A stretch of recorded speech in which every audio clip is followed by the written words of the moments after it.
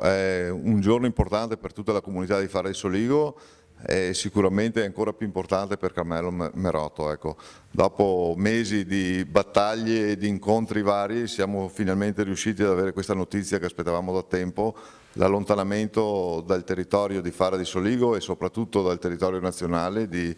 questo signore che tanto ci aveva preoccupato nei mesi scorsi. Ho sempre ribadito la convinzione che il personaggio fosse sicuramente pericoloso e per cui ho sempre chiesto anche l'allontanamento dal territorio nazionale, ecco perché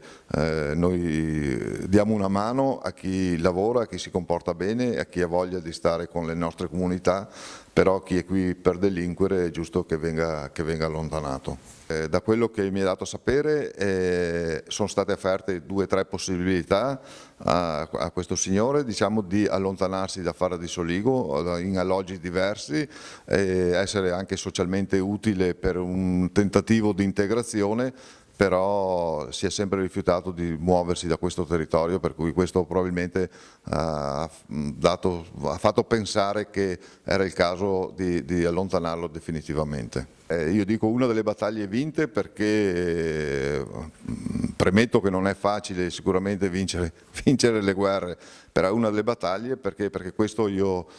spero che sia un po' da guida per quelle altre persone che sono sul territorio, e non mi riferisco solo a Fara di Soligo, comunque che sono sul territorio, che sappiamo che sono nulla facenti, non sappiamo di cosa vivono, a volte hanno anche la cittadinanza italiana perché viene data purtroppo oggi, viene data con estrema facilità. I ringraziamenti vanno sicuramente alla prefettura, alla questura, al magistrato di sorveglianza, alla nostra stazione di carabinieri, un grazie a tutti i cittadini che si sono adoperati per la firma, diciamo, per questa raccolta firme per l'allontanamento di Aziz, un grazie a quelli che non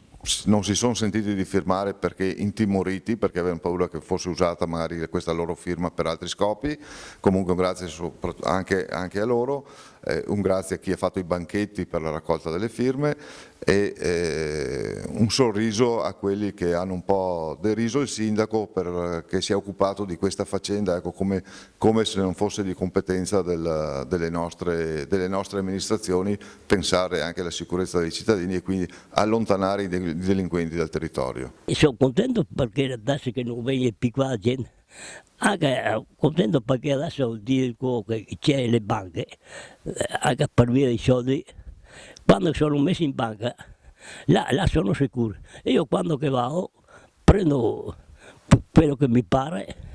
e magari spendo subito, perché vanno a paicare a trovare soldi, ori, non portano via roba, vestiti o roba a mangiare.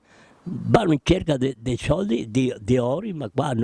io non ho ori, non so come si fa di ori.